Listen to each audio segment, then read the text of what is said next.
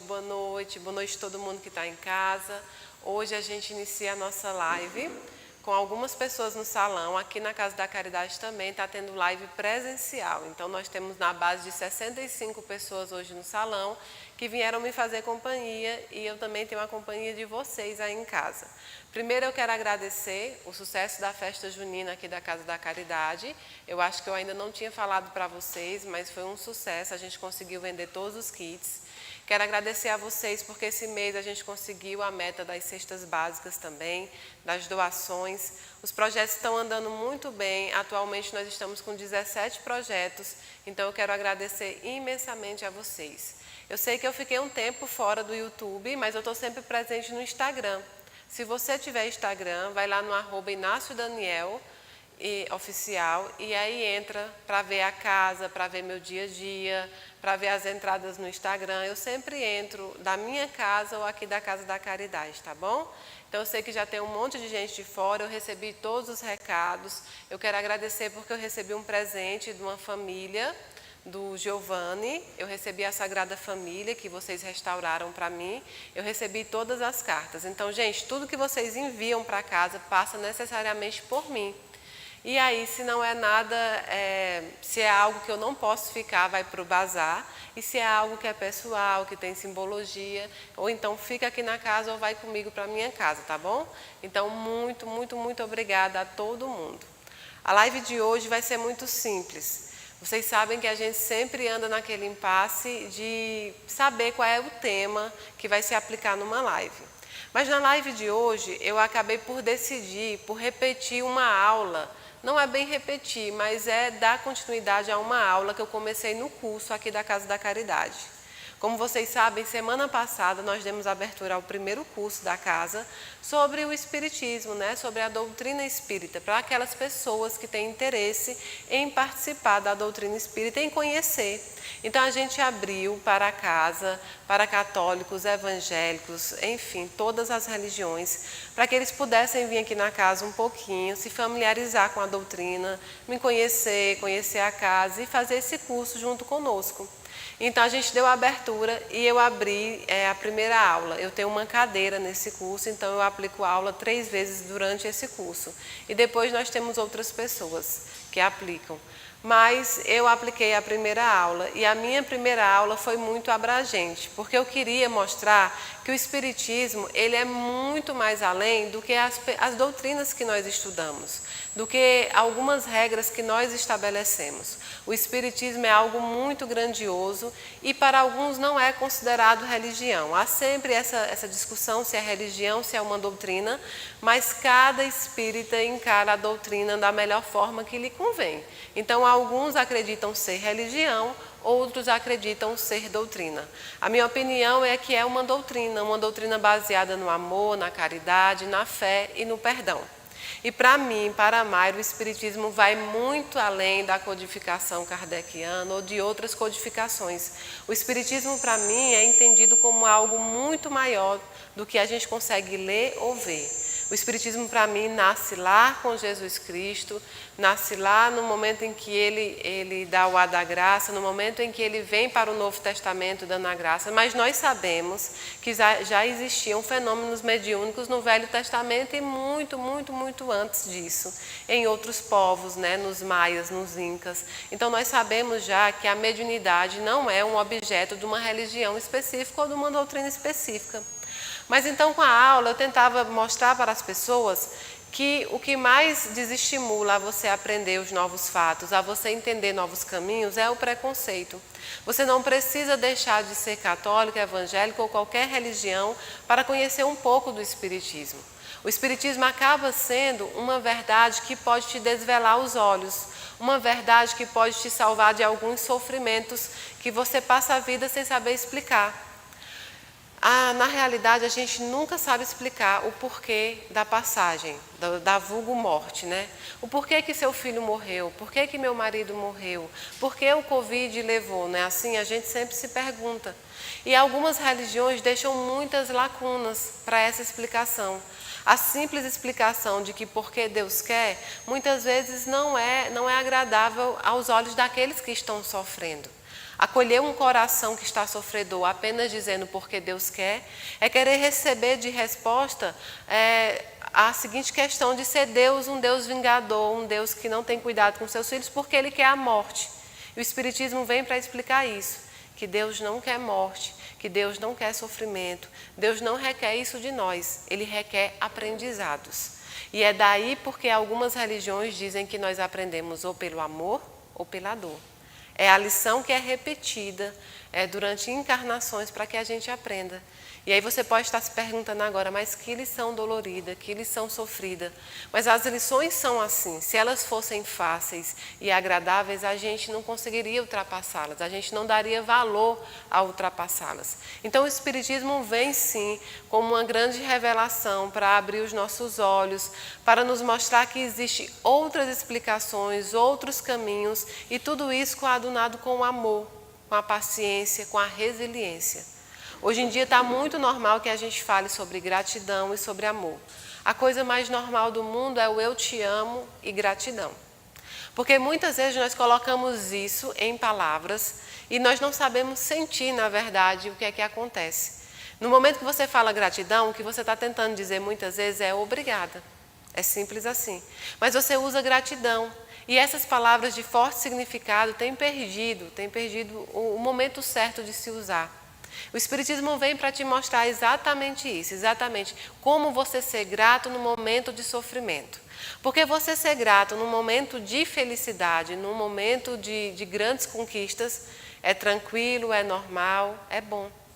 E no momento de sofrimento, no momento da partida de alguém, no momento da perda do emprego, no momento em que uma pandemia acomete o mundo inteiro para nos ensinar uma lição duríssima, será que somos gratos? Nós somos gratos pelos momentos que nós passamos com aqueles que partiram? Ou no momento nós somos só sofredores pela ausência física? Vocês já pensaram que muitos dos entes de vocês que já partiram poderiam ser de outras pessoas? O seu filho poderia ser meu filho, filho da Fernanda, filho de qualquer outra pessoa. Mas Deus te coloca na tua vida com um objetivo específico.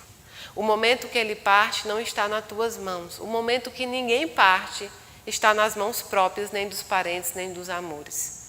Está em todo um mistério que a gente vem desvelando nos estudos e agora abraçado com a ciência.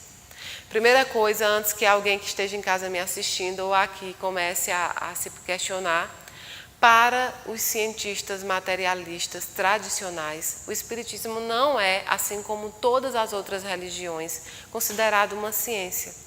Porque eles andam no campo da materialidade, em tudo que eles podem tocar, ver e pegar.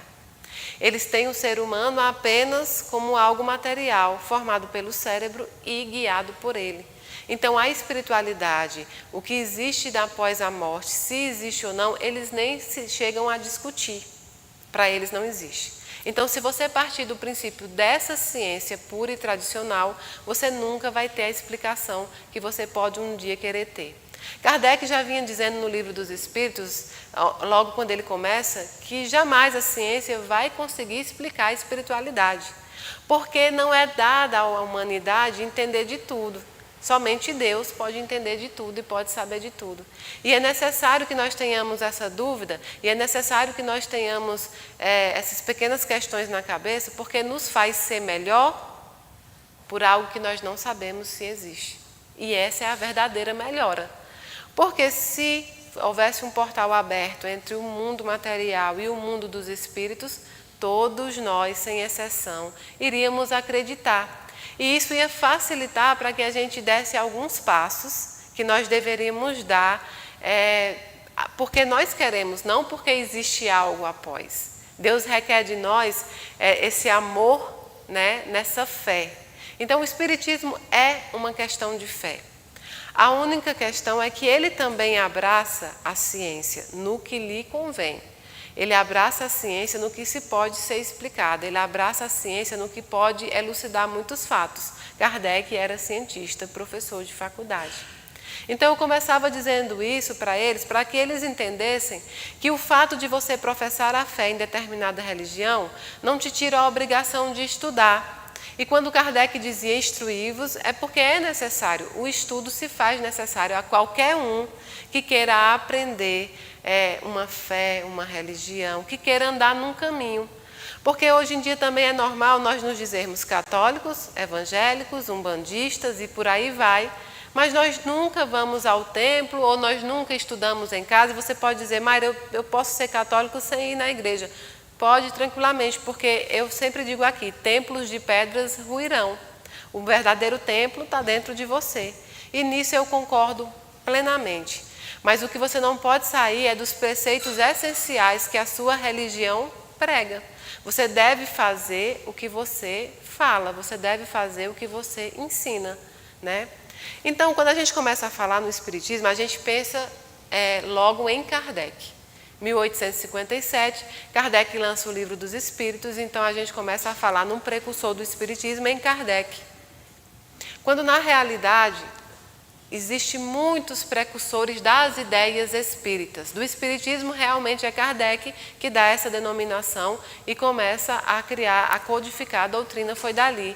E ele teve métodos experimentais, que são científicos, métodos de observação e de pesquisa. E anteriormente isso não tinha, essa é a diferença. Mas há muitos precursores espíritas. A gente pode começar falando de Sócrates e de Platão, que já eram precursores do Espiritismo e também do cristianismo. Mas aí depois, lá em 1744, o mundo conhece Emanuel Swedenborg, que não é o Emanuel do Chico Xavier, gente, é Emanuel Swedenborg. Ele é um sueco e ele nasce em 1688, no século XVIII. Ele é de uma família rica, o pai dele é um bispo luterano. Então ele foi criado dentro da igreja evangélica e tinha visões desde pequenininho. Swedenborg, ele cresce, ele ganha títulos, com a morte do pai eles ganham um título e ele começa a se especializar em outras áreas, que são áreas da ciência e a área dos estudos. Eu separei para vocês aqui porque é muita coisa e eu não ia conseguir decorar para dizer para vocês. Ele foi cientista, estudou e publicou várias obras que abrangiam áreas tão diversas como química, óptica, matemática, magnetismo, hidráulica, acústica, metalurgia, anatomia, hidrostática, fisiologia, pneumática, geologia, mineração, cristalografia, cosmologia, cosmogonia, dinâmica, astronomia, álgebra, mecânica geral, entre outros. Ele foi filósofo, publicou diversos tratados de filosofia, desenvolveu várias doutrinas filosóficas. Na área de psicologia, publicou vários tratados também. Foi teólogo e ele aprendeu várias línguas, inclusive o hebraico, que era para poder ele ler a Bíblia da forma mais pura que ela tem, sem as traduções. Ele foi inventor também, ele inventou várias coisas, ele inventou com certos mecanismos de transportes que eram parecidos com submarinos. Ele foi político, ele foi artífice na música, organista, ele foi literário, ele foi poliglota, falava sueco, holandês, inglês, francês, alemão, hebraico, grego, latim e italiano. Ele fez várias e várias descobertas, né?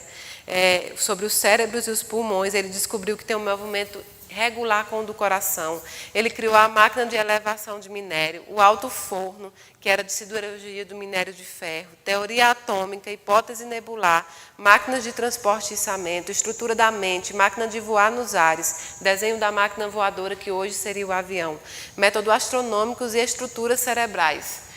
Na área de teologia, já em 1744, ele publica um livro chamado Céu e Inferno.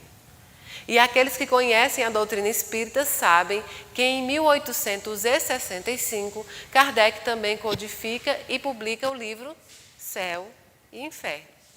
O que é que tinha em comum nesses livros de Emanuel Swedenborg e Kardec?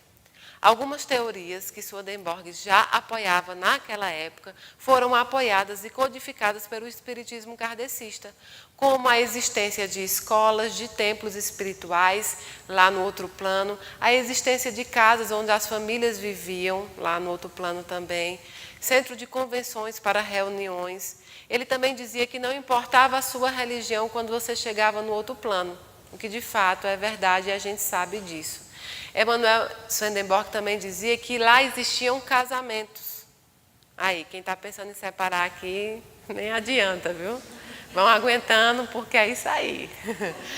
Pois é, o casamento continua lá, né? Para uns é graças a Deus, para outros é Deus me livre, né? Estou até pensando, vou pedir indenização, mas bem. Então, Swedenborg vinha dizendo muito sobre tudo que a gente estuda dentro do kardecismo. E aí você pode pensar assim, nossa, mas então é um plágio, e muitos criticam Kardec, e muitos criticam o Espírito. Não. Doutrinas bem formadas, religiões bem informadas, qualquer verdade que deve ser formada com muito respeito, ela é perpetuada, ela é feita durante gerações, até que se chegue a uma verdade que nem sempre vai se chegar na absoluta, apesar dos físicos dizerem que não existe verdade relativa, mas não existe um dogma absoluto dentro das crenças. Então, ele foi responsável por, naquele século, fazer isso, dar uma demonstração da existência do plano espiritual. Mas ele não fez como Kardec. Kardec codificou, ele usou métodos científicos, ele fez experimentos. Kardec tornou a doutrina espírita mais aliada à ciência, o que de fato deu uma facilidade também na crença e de demonstração ao mundo. Kardec então codificou e teve sua extrema relevância. O próprio Kardec diz isso também no Livro dos Espíritos. Ele diz que nada surge de repente num rompante e que em determinado tempo surgirá um homem que terá a missão de fazer essa codificação, de fazer essa restauração, de fazer essa atualização. Então Swedenborg, lá na época dele, também lança um livro que chama O Mundo dos Espíritos. E aí eu separei um trechinho que ele diz assim: o mundo dos espíritos do céu e do inferno abriu-se convincentemente para mim. E aí encontrei muitas pessoas do meu conhecimento e de todas as condições. Desde então, diariamente, o Senhor abriu os olhos do meu espírito para ver perfeitamente desperto o que se passava no outro mundo e para conversar em plena consciência com os anjos e espíritos. Ora, o que ele descrevia naquele livro, um século antes de Kardec, era justamente o que Kardec vem estabelecer junto com os nossos amigos espirituais depois na codificação. É justamente o que Chico vem com André Luiz nas obras falando, como por exemplo no Nosso Lar. Ele vinha descrevendo como era o mundo espiritual. Swedenborg não passou pelas críticas também, ele também sofreu críticas. Todos os médios, todos os chamados paranormais ou todos os religiosos ao longo do tempo enfrentaram a descrença, a ceticidade, foram alvos de perseguição e ele também foi. Ele foi tido como louco, esquizofrênico, doenças mentais, porque você imagine naquela época se acreditar na existência de um plano, se acreditar na existência da vida após a morte, para uma época que estava se saindo como época baseada na ciência, na tentativa de se crescer a ciência. Então Swedenborg foi tido sim como louco. Mas pasmem, porque ele teve vários adeptos que eram famosos, né? O Jorge Luiz Borges, que é um autor, um dramaturgo argentino famosíssimo, ele intitula Swedenborg como a maior inteligência humana já estabelecida aqui. Arthur Conan, que é o autor de Sherlock Holmes, também diz que desconhece uma inteligência maior do que a de Swedenborg. E ele teve vários adeptos, Balzac, vários famosos adeptos. E as obras deles foram tombadas como um patrimônio cultural pela Unesco. Tamanha é a importância desse homem para o nascimento, para o nascimento das ideias espíritas, não do espiritismo, mas das ideias espíritas. Foi um dos precursores. Swedenborg, ele desencarnou.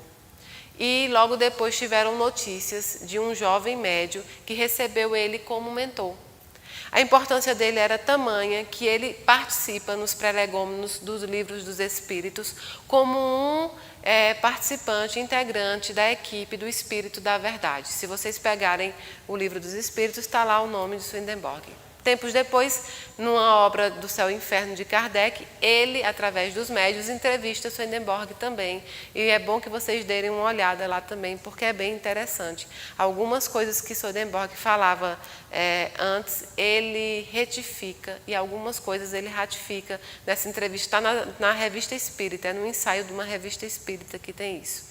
Então, Swedenborg vem para mostrar para o mundo essa existência. Foi criticado e é criticado muito muitas vezes até hoje, porque a literatura que ele escreve é baseada no vocabulário luterano, porque ele foi muito tempo evangélico, então a linguagem dele ainda era evangélica, né? De anjos, como ele via os anjos.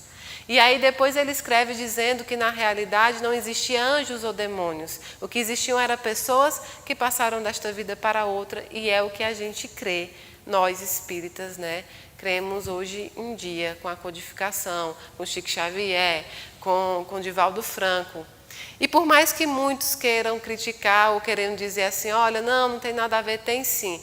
Na minha opinião, inclusive, Chico Xavier vem também suprindo algumas lacunas, porque não tinha como Kardec codificar tudo que iria acontecer, até porque ele teria que ter previsões, os espíritos deveriam dizer o que ia acontecer pós, porque o mundo se modifica, a humanidade se modifica, os planetas se modificam e o espiritismo se adequa também a essas modificações, assim como todas as religiões. Então não tinha como Kardec prever isso junto com as equipes espirituais que estavam trabalhando com ele.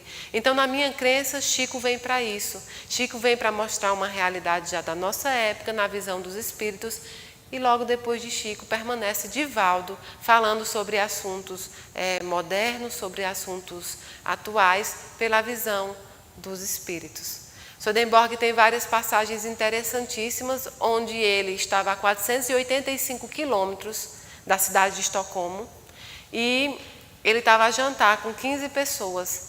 Naquela época, para você percorrer 485 quilômetros, eram dias, Não tinha internet, não tinha um meio de transporte muito rápido. Então, o que aconteceu? Ele estava sentado na mesa do jantar no sábado à tarde e disse que teve uma visão onde casas estariam pegando fogo e o fogo iria parar 3 casas antes da dele. Ficou todo mundo abismado, mas naquele momento não tinha comprovação. Na terça-feira, ou seja, 3 dias depois, eles recebem a confirmação desse incêndio e que realmente o incêndio havia parado 3 casas antes da de Swedenborg. Outro caso interessante é de uma mulher que naquela época fica viúva e ela só tinha uma joia que foi deixada pelo marido. E o ourives daquela época queria tomar a joia porque disse que não havia tido feito o pagamento. E ela disse, foi feito o pagamento, mas o recibo de pagamento meu marido guardou e eu não sei onde. Então, ele já famoso pela mediunidade na época, foi procurado por ela. Ela queria que o marido dissesse onde estava o recibo de pagamento. E assim ele o fez, ele conversou com o marido e o marido disse para ela olhar em determinado móvel, na primeira gaveta. E então ela disse, não, na primeira gaveta não está, porque eu já olhei. Mas Swedenborg olha para ele e pergunta, olha, ela disse que já olhou. E o espírito responde, ela já olhou no fundo falso da gaveta? E quando ela chega em casa, ela abre a gaveta, tem um fundo falso, está o recibo.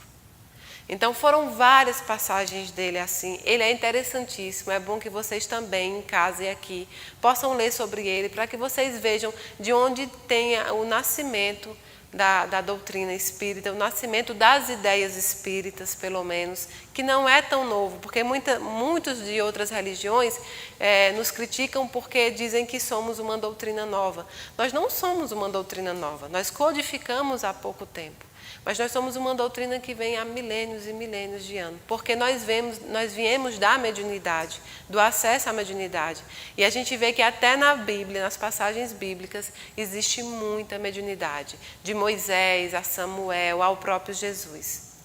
Então, Swedenborg depois desencarna, vira-se mentor, mas até hoje existe os Swedenborgianos. Muitas pessoas falam sobre a doutrina espírita kardecista. E assim como a kardecista, existem os Swedenborgianos. É uma forma deles homenagearem e de dizer que seguem os preceitos que foi estabelecido também pelo Swedenborg, E assim, gente, se passaram muitos precursores da doutrina espírita, muitos precursores das ideias espíritas. Nós temos a Madame Blavatsky, que era a Helena, que ela foi cofundadora da Sociedade Teosófica, junto com Henri. Ou seja, ela também era chamada paranormal. Ela publicou diversos livros fantásticos. Ela também foi acusada de fraude, inclusive por uma sociedade científica que lança uma nota. Mas ela passou um tempo no Ocidente e ela depois foi morar na Índia, onde ela faz esse lançamento inteiro. E hoje existe a Sociedade Teosófica, que inclusive, como eu digo para vocês, que eu tenho uma crença muito basilar em todas as religiões, eu guardo um pouco de todas. Foi isso que eu aprendi com os mentores também, apesar de ser espírita.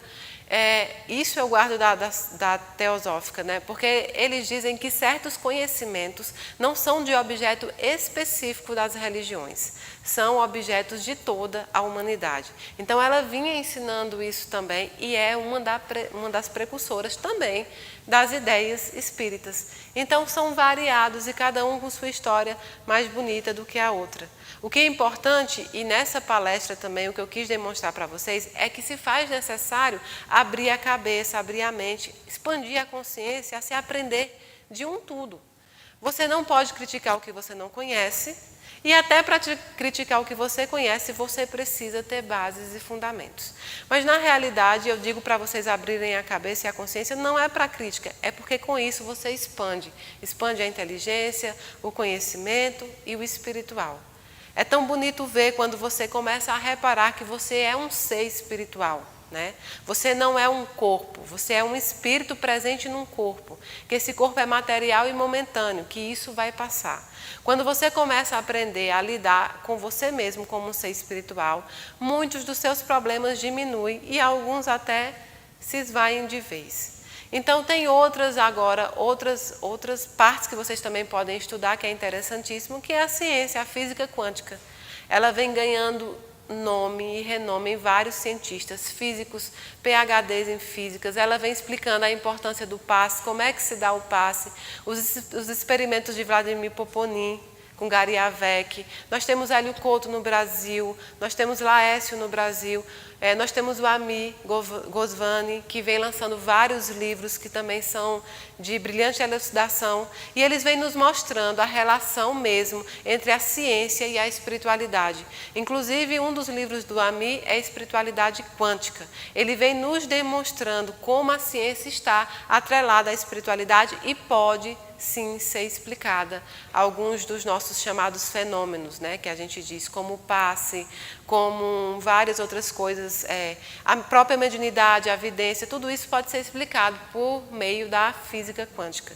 Então é muito bonito ver que nós, enquanto sociedade, estamos expandindo os nossos conhecimentos e estamos começando a conjugar as coisas que devem ser conjugadas. O Daniel sempre me diz um ditado que eu acho interessante. Ele diz: se passa a vida inteira estudando coisas do mundo. A gente estuda para um concurso, estuda na escola, estuda para várias coisas. Passa a vida estudando e morre-se ignorante daquilo que deveria se saber. Não é verdade? Quantos de nós, se a gente tivesse esse conhecimento, se a gente tivesse essa preparação, quando nós fizéssemos a passagem para o mundo espiritual, nós sofreríamos menos, nós seríamos menos apegados, né? E nós também, enquanto aqui nesse planeta, nós saberíamos lidar melhor com a dor, com a falta, com a ausência, o que não é fácil. Então eu sei que por mais que eu chegue aqui e tente falar sobre um assunto específico, como é esse dos filósofos, dos estudiosos, eu preciso sempre falar com vocês sobre o assunto de consolo, porque muita gente em casa, muita gente aqui também espera isso de mim. O meu trabalho mediúnico é de consolação. E eu vou mais além, o meu trabalho material também com a caridade material é de consolação. Não há nada mais consolador do que uma mãe, do que um pai de família ver que os seus filhos têm um alimento naquele dia. Que seus filhos têm um pouco de dignidade com as roupas. Que essa mãe tem um pouco de dignidade para cozinhar com um botijão de gás. Enfim, há também o projeto de consolação na caridade material. Mas na caridade mediúnica, o meu trabalho é essencialmente e 100% de consolo. Eu não tenho o objetivo de angariar débitos, eu não tenho o objetivo de provar a mediunidade, porque se você tiver esse objetivo, vai ser perder tempo. Você vai passar isso aqui desprovido do que você deveria aprender. eu sempre digo que eu não quero passar por esta encarnação desapercebida. E aí, não passar desapercebida não é passar pública, não é passar conhecida, não é angariar adeptos, não é isso. Eu não quero passar por aqui e quando eu chegar lá no outro plano, eu não ter nada para dizer que eu fiz. A minha contribuição para aqueles que estiveram junto comigo trilhando esse caminho aqui nesse planeta, ou a minha contribuição para aqueles que vão trilhar após mim, ou até para a minha volta. Então eu não quero passar desapercebido e eu acho que ninguém deve passar desapercebido. Vocês já pararam para pensar que você acorda todo dia preocupado em se arrumar, em se maquiar, em se vestir? Eu vou para o trabalho de 8 às 18, vou ganhar dinheiro, final de mês tem conta e por aí vai. Mas você nunca para pensar o que é que eu fiz hoje? Qual foi meu ato para a sociedade? Qual foi meu ato para o meu irmão? Qual foi meu ato de espiritualidade que eu pratiquei hoje? Porque é tão importante quanto ter o tempo para trabalhar, para angariar bens materiais, é angariar os tesouros eternos. É estes que nós levaremos, os tesouros eternos. E quando a gente enfrenta a partida de alguém que a gente ama, a gente entende isso na prática dolorida. Porque de repente, todo o dinheiro do mundo, todo o trabalho que você acumulou, em tese, não tem o condão de salvar aquela pessoa que você tanto amou. Então você começa a reparar que algumas coisas materiais têm menos importância do que você dava a elas. Quantas vezes, vocês já pararam para pensar quantas vezes vocês deixaram de dar atenção a um filho porque precisavam trabalhar?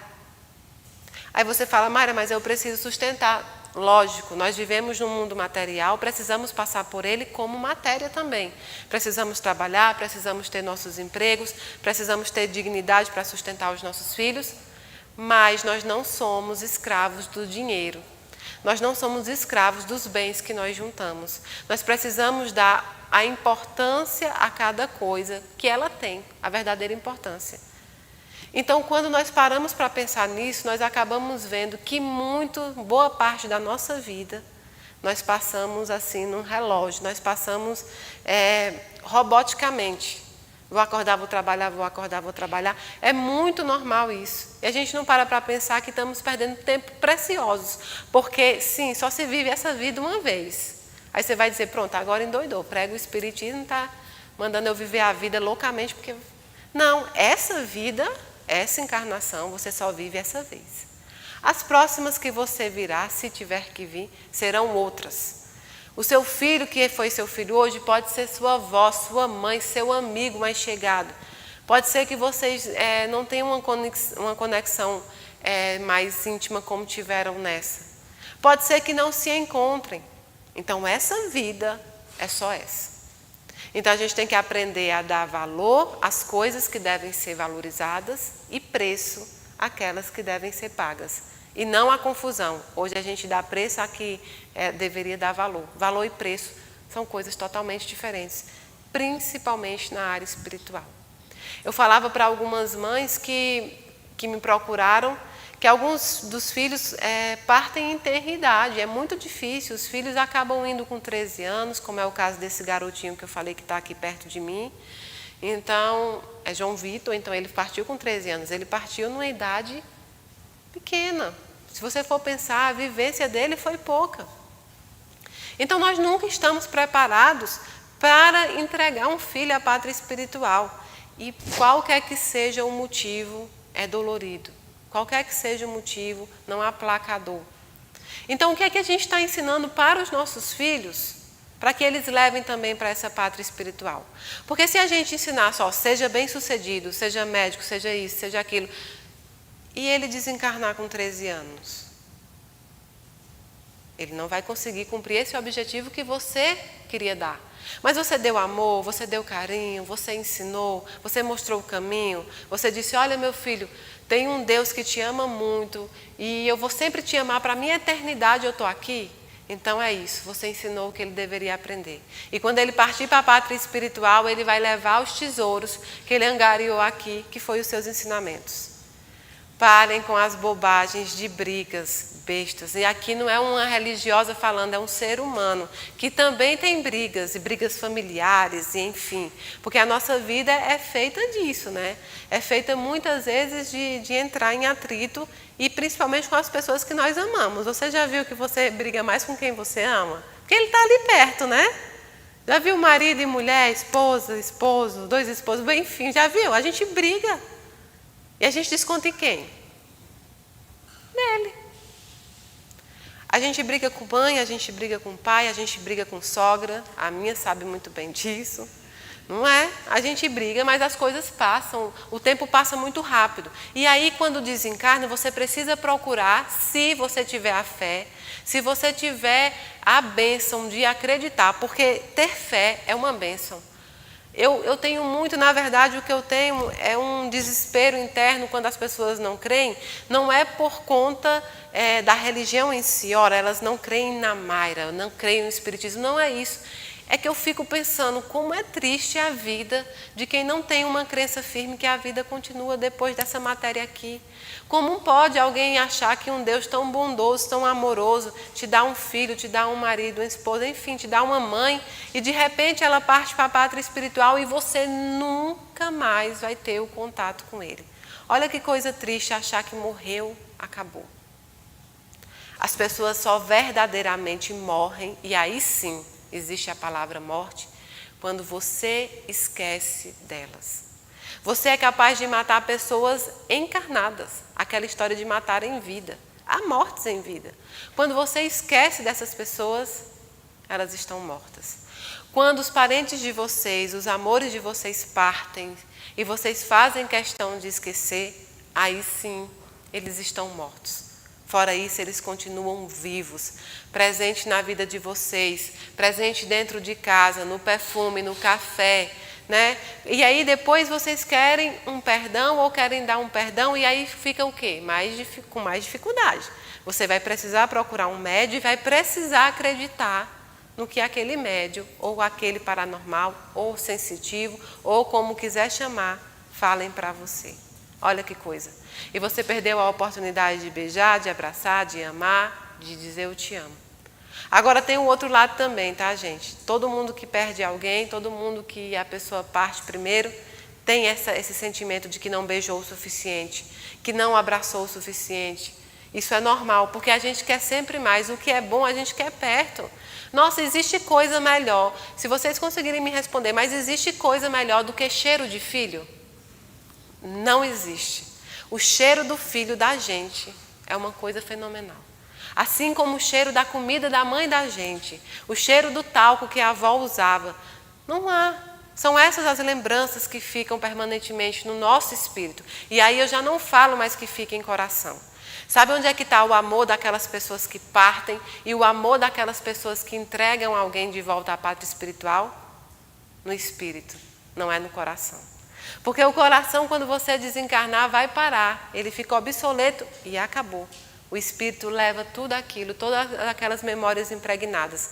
Então eu digo que vocês são pais e mães e filhos, enfim, esposos e maridos da eternidade. Vocês conseguem amar com o espírito, o que é muito mais difícil do que amar com o coração. Então eu sou muito feliz por poder trabalhar dessa forma, poder trabalhar dando um pouquinho de esperança às pessoas, dando um pouquinho de paz, dando um pouquinho de amor às pessoas, por elas entenderem que a vida continua. E aí eu vendo o Patrícia aqui, eu lembrei da história deles que eu falei para vocês que um dia eu ia contar. Eu não sou muito de ir a salão. Quem me conhece sabe que eu não sou vaidosa. Mas eu apareço muito na internet e aí o meu mentor começa a dizer, ninguém é obrigado, minha filha, pelo amor de Deus. Se vocês pegarem os vídeos lá do Saison, quando eu estava no Sebastião Marte, gente, tem vídeo que eu falo, eu não acredito como é que eu ia daquele jeito. Mas, enfim, eu tinha que entrevistar os espíritos, eu tinha que estudar, eu estava iniciando um negócio ali, eu não tinha tempo para nada. Então, eu chegava parecendo sei lá, o cabelo dessa altura, enfim, e vida que segue. E aí o Daniel começou a dizer, não, ninguém é obrigado, não. Vamos cuidar da carcaça também, porque é essa que está segurando seu espírito, cuida do corpo também, do tempo. E aí ia ter a festa junina daqui, e eu já tinha tempo que não ia no salão, até por conta da pandemia. E uma amiga minha, uma pessoa muito querida minha, resolveu me levar praticamente à força. Me pegou, não disse o salão, que tu sei que, e vamos, e eu entrei no salão com ela. Quando eu cheguei lá, ela teve uma perda também de uma pessoa muito amada há pouco tempo. E tem algumas vezes que ela entra em estado de confusão, porque o luto faz isso também. A dor é muito grande e vocês sabem disso. Às vezes você não...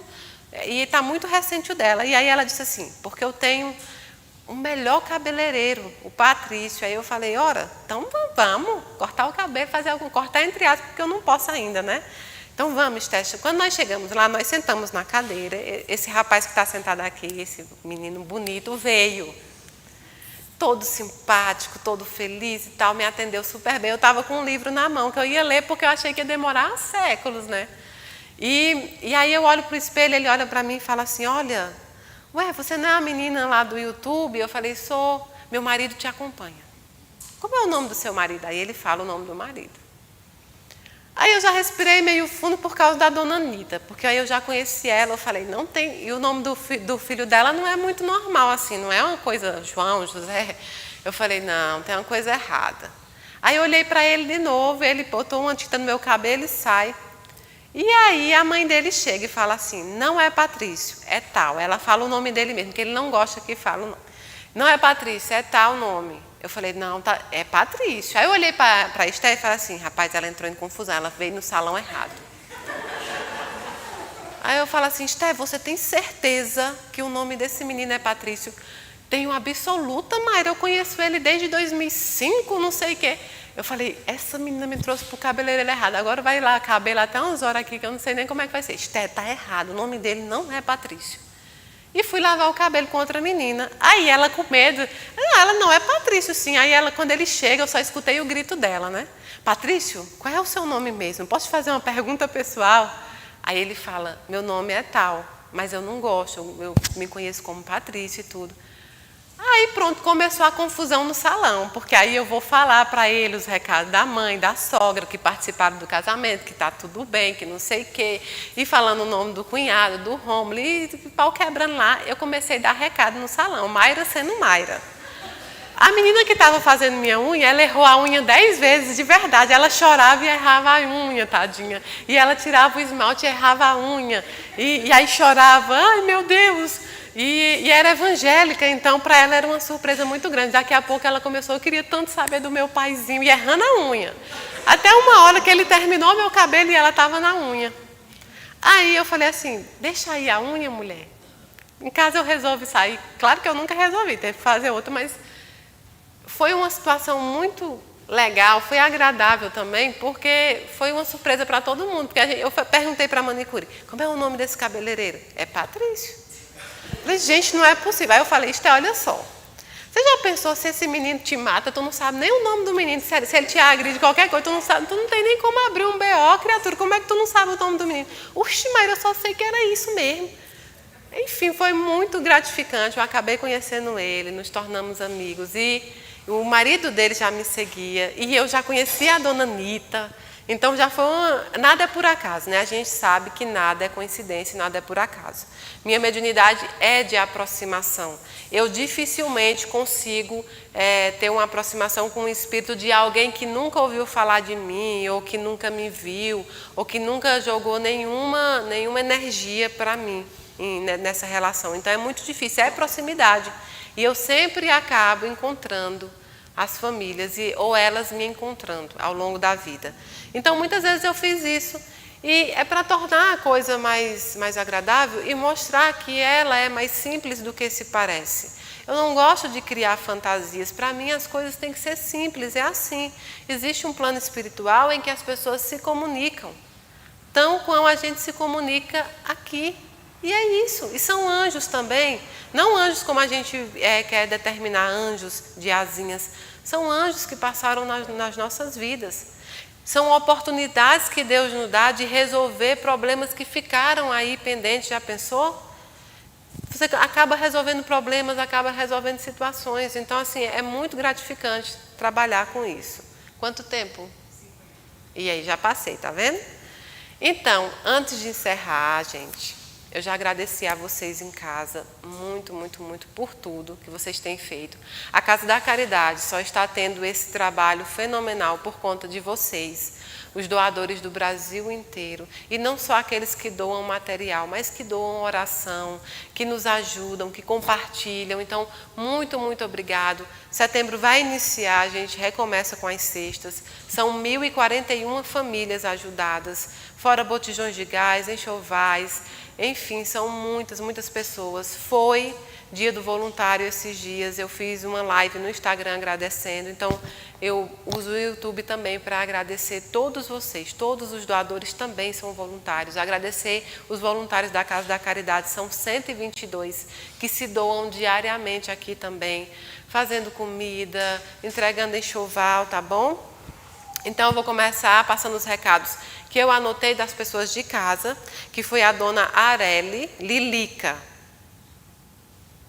Desculpa, Lili, viu, gente? Lili, ela está dizendo que é Lili. A filha dela é Tabata e a outra é Tatiane, e ela disse que quer que Nossa Senhora proteja muito elas duas, porque elas eram muito, muito católicas, tá bom? Dona Maria de Fátima, chamada de Fátima, ela disse que eu tinha que falar que ela foi mordida por uma cobra, para que a família dela entendesse que era ela, por conta do nome Fátima. Ela deixou 3 filhos, 3 netos, um marido, e ela está dizendo que o coração dela está muito bom, que não tem pressão alta e a diabetes acabou. Tá tudo bem, família. É, porque ela disse que as filhas dela são muito preocupadas com ela nessa questão também. E então, eu sei que veio hoje, eu vou passar esse recado, porque eu sei que a mãe dessa pessoa não está aqui hoje, mas eu sei que a família dela está. Que também talvez não tenha vindo à procura dela, que é um dos ensinamentos que vocês precisam entender. Nem sempre quem vocês procuram é quem vai estar aqui. Às vezes é alguém da sua família, é quem recebe a autorização. Então, eu anotei o recado da Lanuce Martins Barbosa. Ela tem família aqui, não tem? Que procura outra, mas procura outra pessoa, né? Na realidade, mas a Lanuce. Ela queria falar para a mames dela, que é a dona Graça, para a Laiane e para o Vandinho. Ela disse que tem muita, muita saudade e muito amor. Ela disse que morre de saudade do Rafael. Me parece que o Rafa é filho dela, não é?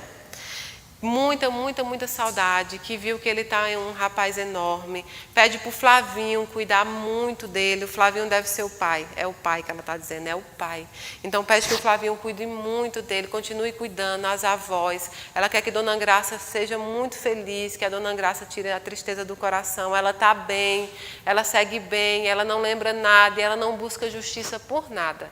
Ela está em outro patamar evolutivo, tá bom? É Lana, né? Chama Lanuce, mas o apelido é Lana. Então, eu sei que a Dona Graça...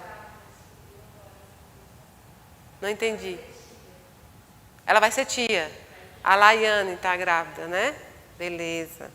Pronto. Tá bom.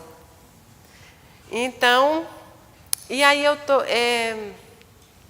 eu vou passar o recado logo do seu Roberto. Roberto que procura a filha Paloma e a filha Lalá. Eles não estão aqui, são de casa também. O aniversário vai ser agora, dia 20 de setembro, e ele quer que faça o aniversário dele, tá, gente? Assim como ele queria. E ele está com o pai dele, que é o avô de vocês, tá bom? Eu quero mandar um beijo para uma pessoa, para uma menina que me procurou no Instagram, Daiane Porto. Essa menina é uma guerreira, uma enfermeira, sofreu um acidente, perdeu um braço. A menina é uma guerreira, está lutando, e eu quero mandar um beijo para ela. Eu anotei isso também. O Rafael Paradimena também é de casa, eles não estão aqui. O Rafael casou com a Jimena e logo depois ele partiu, me parece que de Covid. Então, ele está mandando um beijo, está chamando ela de minha nega. Gente, também vejam bem, às vezes eu tenho que passar os apelidos, viu? Não é porque está chamando de minha nega, que está com saudade, que ela cuide muito da filha dela, que ele quer mandar um beijo para a irmã também, para a mãe. Pronto, Rafael foi dado. E estou com a Nath, a Natália também, Natália Irigaray. Nossa, seu nome é Nath, ela está dizendo que é Nath. que amava as viagens feitas com a mãe dela, que até hoje ela assiste a mãe dela. Ela gosta muito quando a mãe dela dança, porque é maravilhoso. Ela diz que está com o padrinho Elson dela. Ela diz que está também com o tio, acho que é Josué. E ela está com muita saudade de todos vocês. A mamãe é a Patrícia, tá bom? A Geisa estão aqui. Tem alguém da Geisa aqui, então eu vou deixar para depois, Geisa. Tá bom? Vamos para as perguntas?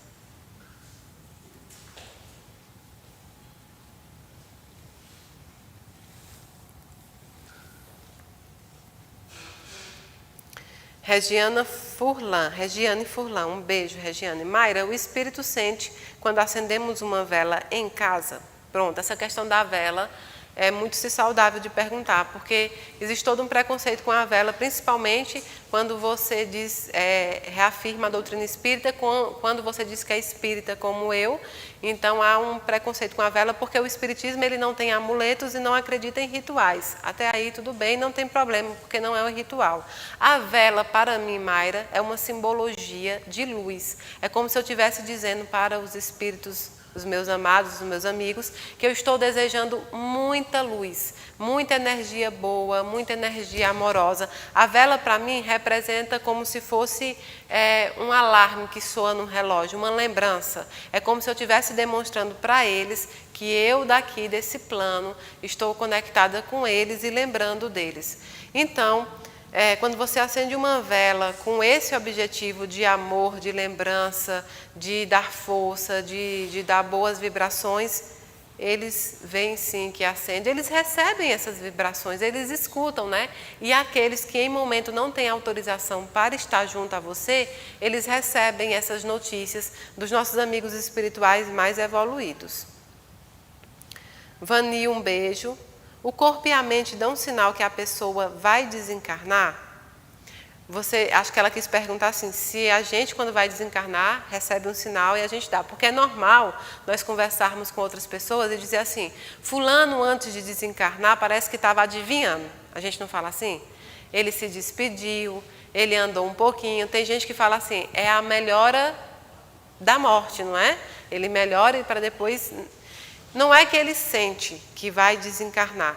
É claro que o corpo físico apresenta sinais. Em qualquer doença, em qualquer momento que você esteja estabelecido com um acidente ou qualquer coisa do tipo, ele apresenta sinais que está perdendo o liame, né? A ligação entre o corpo físico e o perispírito, a ligação entre o corpo físico e o espiritual. Então, esse dá sinais de cansaço, esse dá sinais de que não está dando mais. Mas o espírito, ele geralmente é involuntário, não é que ele sabe no momento que vai desencarnar, muitas vezes ele não sabe, mas involuntariamente, com a ajuda dos nossos amigos espirituais, mentores mais evoluídos, eles permitem que haja uma conexão com a família, com as pessoas que eles amam. É tão legal quando pelo menos há despedida, né? Pelo menos no meio de tanta dor, você conseguir fazer uma despedida, conseguir falar umas últimas palavras que ama, que é aquilo, ensinar alguns caminhos. Então, sim, algumas vezes o corpo físico sempre dá sinal e o corpo espiritual algumas vezes dá sinal e outras vezes esses sinais são estabelecidos por outros amigos espirituais. Solange Pereira Silva, beijo Solange. Mayra querida, poderia nos falar sobre os desencarnados da Covid? Minha irmã desencarnou depois de 20 dias entubada.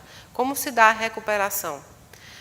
O Covid é novo para nós, que estamos aqui nesse planeta material. Para a espiritualidade já havia toda uma preparação para os acontecimentos. Já havia todo um estudo, já havia toda uma ornamentação para preparar hospitais e entre outras coisas.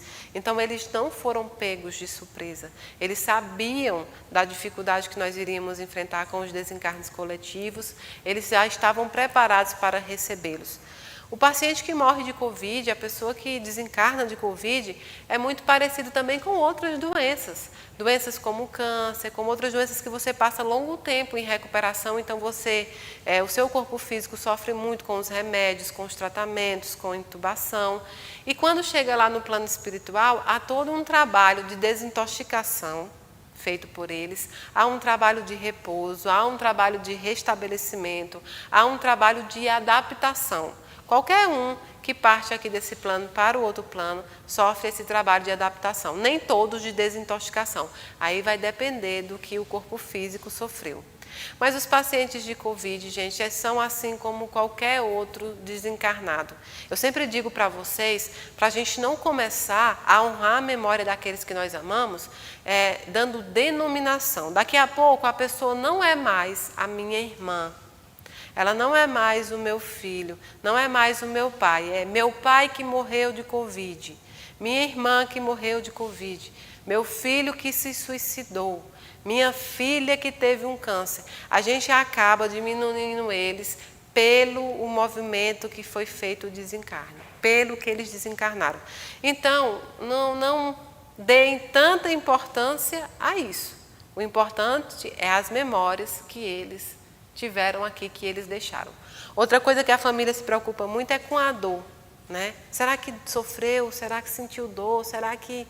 A dor é obra da matéria física, gente. No momento do desencarne, há toda uma equipe, uma espiritualidade que, se não for para que você passe, a não ser que seja determinado que você tenha que passar por certas situações, se não for, eles praticamente que desligam você.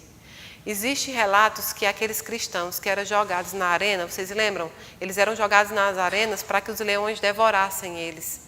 E existem relatos que a espiritualidade desligavam eles no momento em que os leões eram soltos. Então, eles não sentiam dor alguma e, por isso, de muitos eram relatados que não havia gritos. Eles não gritavam, porque ali o espírito já não estava. A espiritualidade desligava para que não houvesse dor. Então, é tudo muito bem preparado, é tudo muito bem certinho lá. Alex Macedo, um beijo. Boa noite, Mayra. Tenho uma dúvida. É possível que um ente querido não esteja no outro plano nos esperando por já ter reencarnado? É possível. É bem normal que aconteça. Depende do tempo, depende da pessoa, mas é normal que aconteça. Algumas pessoas precisam retornar para uma encarnação, né, para uma nova encarnação. Outras não precisam mais. Então, essa questão do reencontro só vai acontecer no momento certo. Mas não se preocupe, porque em cada reencarnação a roda gira e muda-se a parentalidade ou não, mas geralmente se muda. Então, pode sim, às vezes um bisavô, enfim, tem relatos de vários tipos de tempo que você pode passar para reencarnar na bibliografia espírita. Mas o certo é que ninguém sabe, só a espiritualidade maior é quem decide isso, o tempo que você fica, tá bom? Então, muito bem, essas foram as perguntas. Eu vou me despedir do pessoal de casa. Para o pessoal aqui da casa tem a segunda parte. E para o pessoal de casa eu vou me despedir, pedindo que Deus abençoe muito vocês, que vocês sejam muito abençoados. Amanhã nós temos palestra com o Max. Amanhã vai ser com o Max aqui, 7h30. E vai ser divulgado para vocês no YouTube. Não percam, ele é da FEB. Palestrante maravilhoso, não percam mesmo, assistam, vai ser muito, muito, muito bacana. Eu vou estar na Casa da Caridade assistindo a palestra também, como público. E vocês aí de casa, se puderem, assistam, vale a pena, tá? Muito, muito, muito obrigada. Vamos marcar a nossa próxima live também. Um beijo no coração de vocês.